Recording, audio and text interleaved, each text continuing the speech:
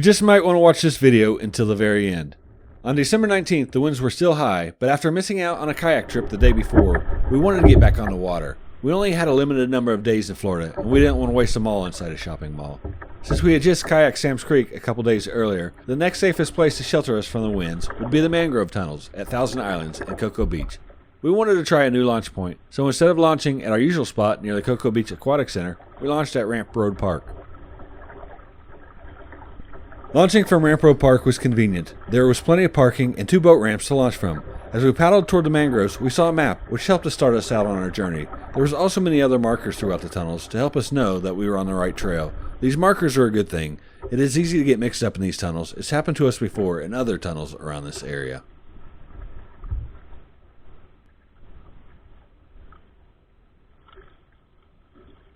One thing to consider if kayaking the tunnels is you'll find yourself in very tight spaces. If you get claustrophobic, this might not be the best place for you to kayak. There will be times when you won't have enough room to use your paddle, and you'll have to use the tree limbs to guide your way through the water. Just watch where you place your hands. You don't want to get startled by a tiny tree crab that happens to be hanging out.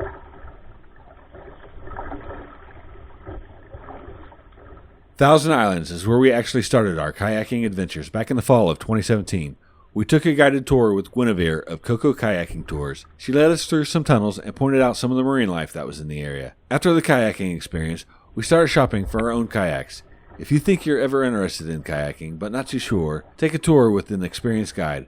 They'll get you started out right on proper paddling techniques and help you build up your confidence.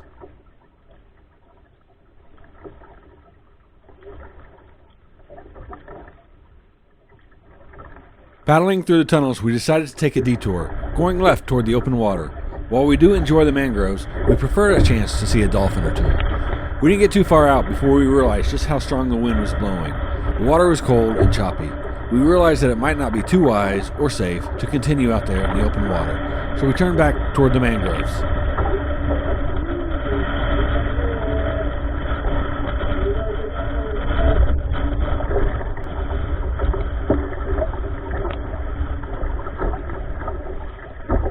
As we paddled closer to the mangroves, the wind subsided. We skirted the edge of the mangroves while looking for an open spot so that we could get back into the tunnels. If we weren't going to get a chance to see any dolphin, at least we might enjoy the mangroves. I pulled out my phone to determine where we were and where the tunnel opening might be. Someone had taken the time to mark out the tunnel trails on Google Maps, which makes it much easier to find where you are.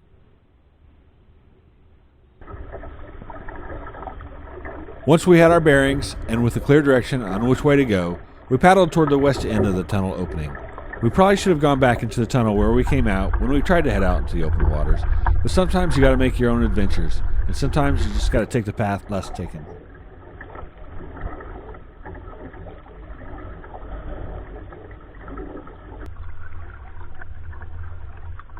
Up ahead we found a marker. Looks like Google Maps put us in the right direction.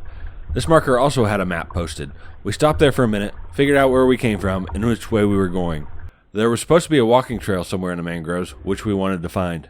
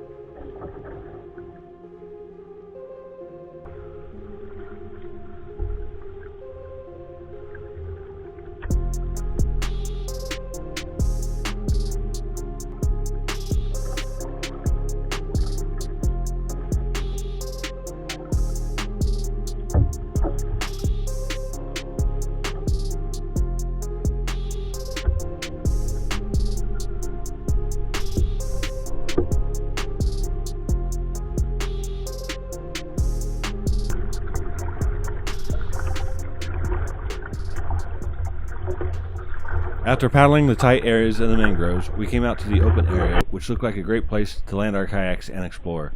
The signage posted let us know that this was the walking trail we were looking for.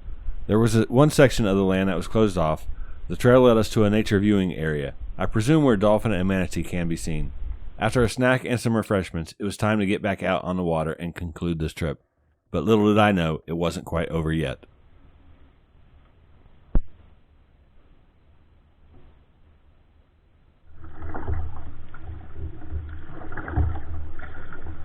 Paddling back into the mangroves, our time on the water was just about over. The heavy winds kept us from exploring other parts of this location, and we focused primarily on the mangroves.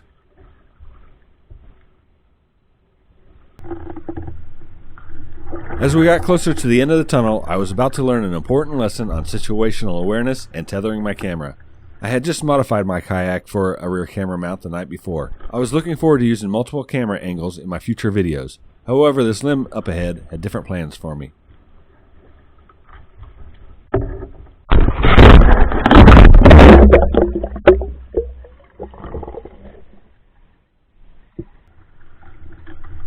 As you can see from the second angle, the limb wasn't sticking out that far, but it was still far enough to snag my camera.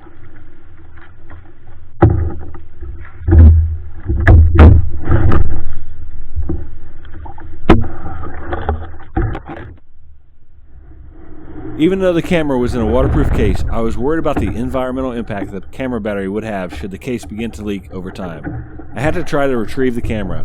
I had also hoped that I could save the footage I captured from the day.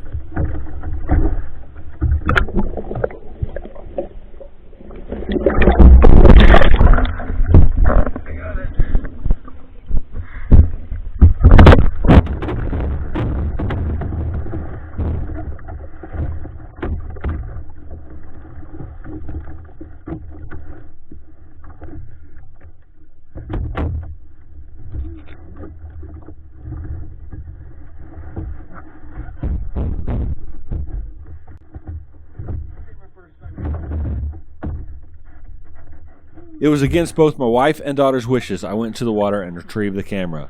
They were concerned about my safety.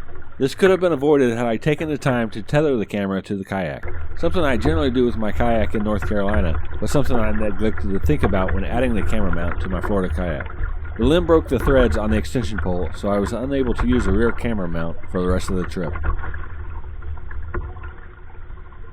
From the late 1950s to the early 1970s, the Mangrove Islands were reshaped by development and efforts to control mosquitoes as the population of Brevard grew during the initial period of the space program at Cape Canaveral and Kennedy Space Center. The state of Florida bought the Thousand Islands in 1988.